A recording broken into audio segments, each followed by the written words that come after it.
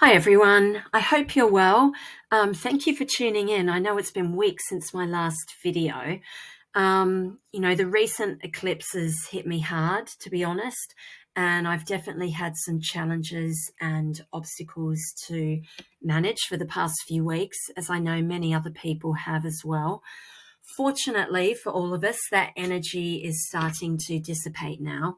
And today's actually the first time I've opened up intuitively or done a reading in weeks. So I'm just really glad to be doing this again. And I hope there's something for you in this message that helps. So, where are we now? After the recent tensions and struggles and blockages, we're really coming into a time of new energies and new beginnings.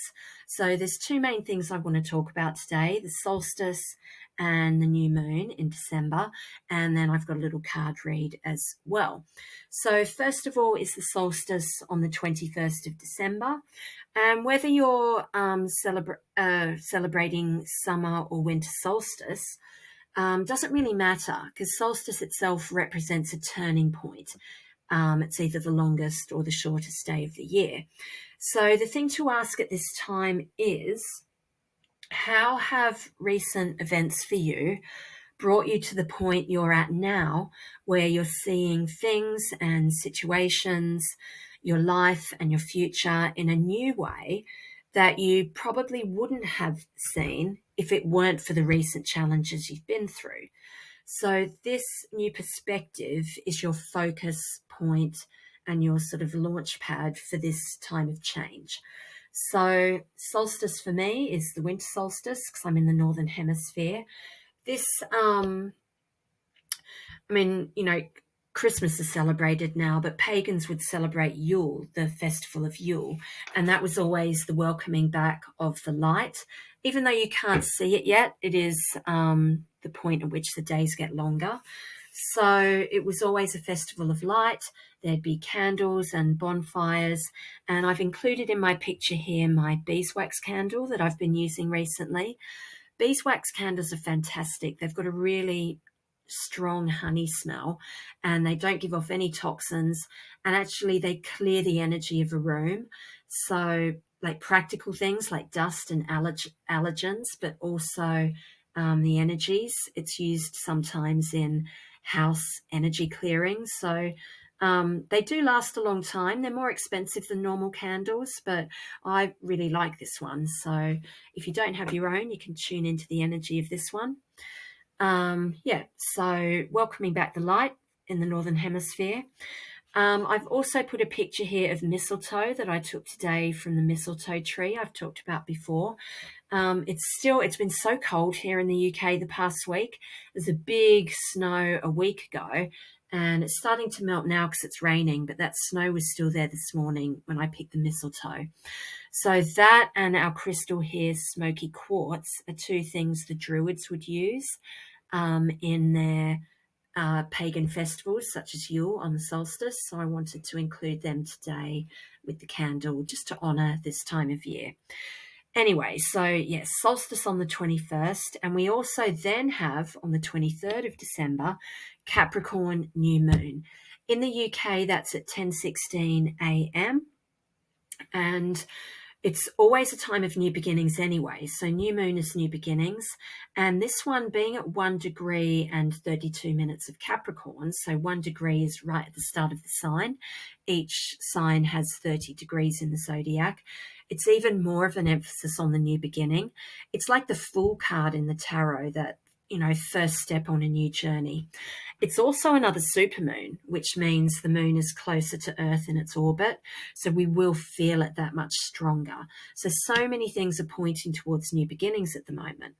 And I think for so many of us, a fresh start is really needed after a time of, like I say, a time of fear and anxiety and obstacles.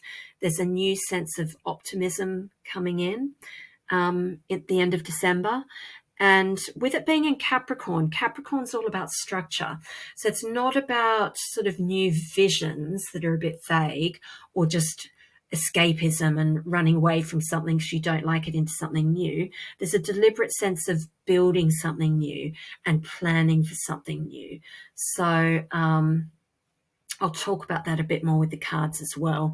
I just want to mention too, we've got Mercury retrograde starting for about 3 weeks on the 29th of December, and we are in shadow for that at the moment too. One other thing is that on the same day as the new moon, on the 23rd, Jupiter moves into Aries. So Jupiter's all about optimism. Aries kind of rushes into things, but that's tempered and grounded by the Capricorn new moon. So again, I'd say structure and planning and getting prepared rather than just rushing in is a good way to go now. Okay, I mentioned the smoky quartz, which I'm using a lot at the moment. It's very protective. Another crystal, I don't have a picture of it here, but another crystal I'd never used before and didn't know much about it, but I found it helpful. It's Amazonite, and it's all about helping you to adapt to changing conditions. So you may like to have a look into that. Okay, let's have a look at the cards then. I pulled these cards just asking for a message for us going into this next week with all the things it brings.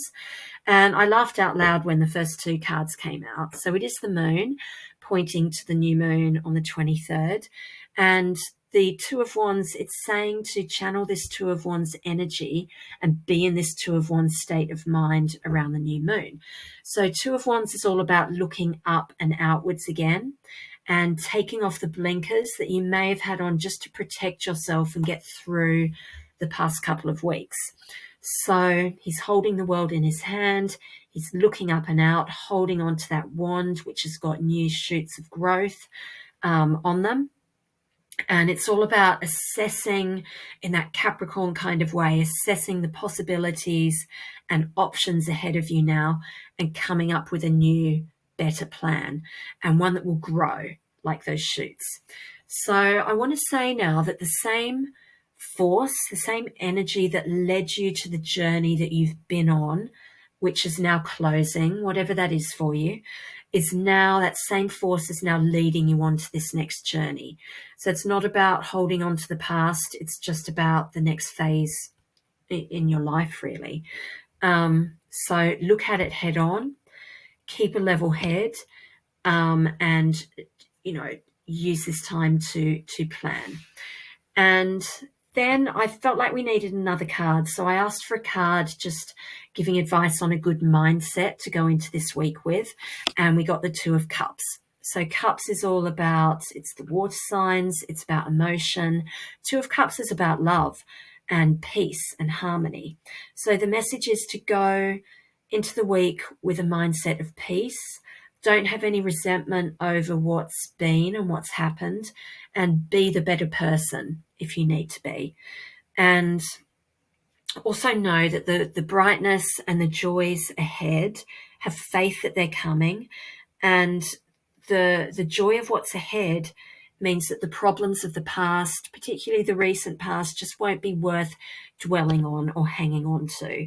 So, what you've left behind, release it with love, and just move on, and move on with gratitude. That experience, as hard as it was, will have led to growth and will have got you to the point you're at right now, which is where you need to be for this next step now. And now it's all about the future. Okay, we are him. We are holding up our plans and our ideas. We're looking out and we're planning to make sure it's a success. Okay, so I hope that helped everyone.